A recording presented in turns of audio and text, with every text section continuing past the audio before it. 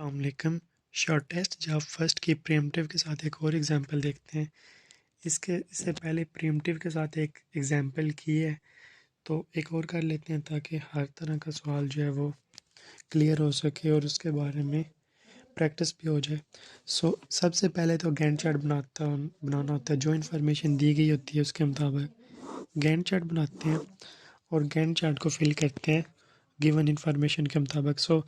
सबसे पहले देखना है सबसे पहले कौन सा प्रोसेस आया। कोई प्रोसेस टाइम के लिहाज से आते हैं ना। 0 पे आ रहा है प्रोसेस P1 P0, ये टाइम दिया गया है कि आगे फॉर एग्जांपल ये 0 सेकंड पे आया, ये 3 सेकंड पे आया, ये 7 सेकंड और ये 8 सेकंड पे आया टाइम के लिहाज से। जब 0 पे ये है बाकी नहीं है, 3 सेकंड तक सिर्फ ये दो आए हैं। इसी तरह ये टाइम की, और नीचे हम इसी तरह इधर टाइम को शो करेंगे इसको देखते हुए। 0 पर आया process P1। Shortest job first में हमने देखना होता है सबसे छोटा बस टाइम किसका है। बस टाइम इज इक्वल टू, बस टाइम हम कहते हैं कि किसी प्रोसेस को CPU को कितनी देर के लिए यूज़ करना है। फॉर एग्जांपल प्रोसेस P1 कहता है कि मुझे 10 सेकंड के लिए CPU को यूज़ करना है। प्रोसेस 2 कह रहा है मुझे 6 टाइम तक CPU को यूज़ करना है। प्रोसेस इसमें हमने देखना होता है शॉर्टेस्ट जॉब फर्स्ट। हमें नज़र आ रहा है कि P3 जो है वो उसको सबसे कम CPU को यूज़ करने की ज़रूरत है। वो कहते हैं मुझे जस्ट 1 सेकंड के लिए CPU चाहिए। लेकिन असूली तो ये है कि हमें सबसे पहले नाम के मुताबिक शॉर्टेस्ट जॉब फर्स्ट है तो हम इसको चलाएं। लेकिन बात यह है कि ये जब प्रोसेस ये 7 सेकंड के बाद आया, इस टाइम पे आया, अभी तक हमारे पास सिर्फ 0 है। ये आएगा आएगा रैम के अंदर तभी तो हम इनका कंपैरिजन कर सकेंगे। ये अभी तक समझ लें हमारे पास जस्ट अभी तक हमारे पास ये है। ओके, इसके अलावा हमारे पास कोई भी नहीं है।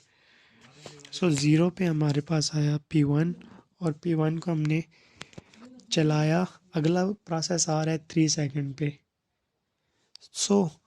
0 से लेकर 3 तक हमारे पास जो है वो और कोई प्रोसेस नहीं आ रहा। हम इस 10 को 3 सेकंड के लिए चला सकते हैं। 3 सेकंड तक हमने इसको चला लिया क्योंकि 0 से लेकर 3 सेकंड तक और प्रोसेस हमारे पास कोई आ ही नहीं रहा। दैट्स वाई अब जब 3 सेकंड तक चला लिया तो हमारे पास कौन सा प्रोसेस आ गया, P2 आ गया 3 सेकंड वेट करने के बाद। अब हमने देखना है कि हमने P2 को कितनी देर चलवाना है। P2 के बाद इसके लिए हमें देखना पड़ेगा कि P2 से बाद जो प्रोसेस आ रहा है वो कितनी देर बाद आ रहा है। वो आ रहा है 7 सेकंड पर, यानी हमारे पास 4 सेकंड तक CPU के पास और कोई भी प्रोसेस नहीं आया। 3 से अगले 4 सेकंड तक CPU यानी और कोई प्रोसेस आ ही नहीं रहा। हम इसको चला लेंगे 4 सेकंड तक। 3 + 4 = 7। जब ये 7 सेकंड तक चल जाएगा तो फिर हमारे पास P3 आ जाएगा और P3 जो है उसका जो बस टाइम है वो सबसे छोटा है। वो एग्जीक्यूट हो जाएगा। 7 से लेकर 8 सेकंड तक ये चल गया इसके एग्जीक्यूट होने के बाद, क्योंकि शॉर्टेस्ट जॉब फर्स्ट मीन जिसको सबसे कम सेकंड के लिए CPU को यूज़ करना है। इसके बाद हमारे पास P4 आना चाहिए। लेकिन अब हमारे पास टाइम ये देखें 0, 3, 7, 8 मैक्सिमम। जो सबसे बड़ा प्रोसेस है यानी सबसे जो लेट प्रोसेस आया वो 8 पे आया है। बड़ा तो नहीं, लेट कह सकते हैं। 8 पे आया और 8 तक हम, मैंने शुरू में भी कहा, ये हमारे पास टाइम ज़ाहिर करता है। इसके लिहाज से अभी हमें टाइम देखने की ज़रूरत ही नहीं, सारे प्रोसेस आ चुके हैं। अब हमें जस्ट बस टाइम को फोकस करना पड़ेगा। अब P3 जब मुकम्मल हो गया तो ये हमें इधर देखना है कि ये कितनी देर के लिए ये दोनों चल चुके हैं। पहले ये चला था 3 सेकंड के लिए तो पीछे हमारे पास 7 रह गया, और ये पहले हमारे पास इसमें से 4 सेकंड चल चुके थे इधर P2 3 से लेकर 7 सेकंड तक, तो ये माइनस किया, ये बच जाएगा 2। अब हमारे पास ये जो टाइम है, अब ये सारे प्रोसेस आ चुके हैं 8 सेकंड तक। सबसे लेट जो प्रोसेस आया वो 8 सेकंड तक आया। हमें अब टाइम को देखने की ज़रूरत नहीं है इधर, क्योंकि सारे प्रोसेस आ चुके हैं। अब हम जस्ट बस्ट को देखेंगे। अब हमें नज़र आ रहा है कि ये जो 2 है वो ये सबसे छोटा है। सो इसके बाद P2 को चला लेंगे। P2 ख़त्म हो गया। इसके बाद हमें कौन छोटा नज़र आ रहा है? हमें P4 छोटा नज़र आ रहा है। ये साथ इन्फॉर्मेशन भी फिल कर दें कि P2 2 सेकंड तक चला तो ये 10 आ गया, और इसके बाद P4 की बारी अब आ गई, और P4 चलेगा तो ये चलेगा 3 सेकंड तक ये चला, और ये आ गया 13। अब हमारे पास और कोई ऑप्शन ही नहीं है सिवाय इसके कि हम P1 को चलाएं। P1 इधर सबसे बड़ा बस टाइम है, लेकिन सबसे एंड पे ये बच गया, तो इसको हम एग्जीक्यूट करवाएंगे। 13 + 7 = 20। अब हम इसकी मदद से ऊपर इंफॉर्मेशन को पुट करेंगे। वेटिंग टाइम होता है जी, वेटिंग टाइम का फार्मूला लिख लेते हैं। वेटिंग टाइम का ये फार्मूला बन गया, number of time process executed total waiting time में से टोटल वेटिंग टाइम, टोटल कितना वेट किया, minus number of process executed, इससे पहले वो कितनी देर के लिए चला, और माइनस अराइवल टाइम। इसको हम जब ये करेंगे आपको फार्मूला समझ आ जाएगा।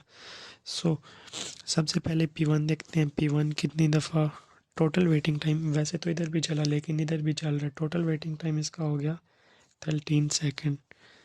सो 13 माइनस पहले number of time process executed, ED mean ये पास्ट को ज़ाहिर कर रहा है, यानी पहले कितनी देर चला, 0 से लेकर 3 तक चला, यानी 3 सेकंड के लिए चला, माइनस इसका अराइवल टाइम 0, ये बन गया 10।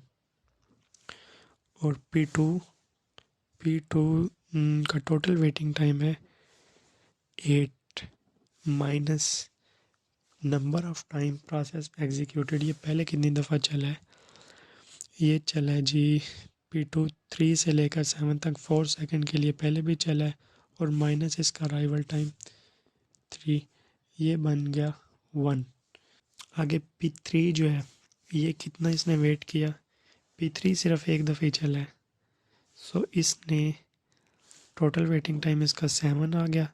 7 माइनस इन, इससे पहले ये चले ही नहीं, सो 0 डाल देते हैं, माइनस इसका अराइवल टाइम भी 7 है, तो ये 0 आ गया।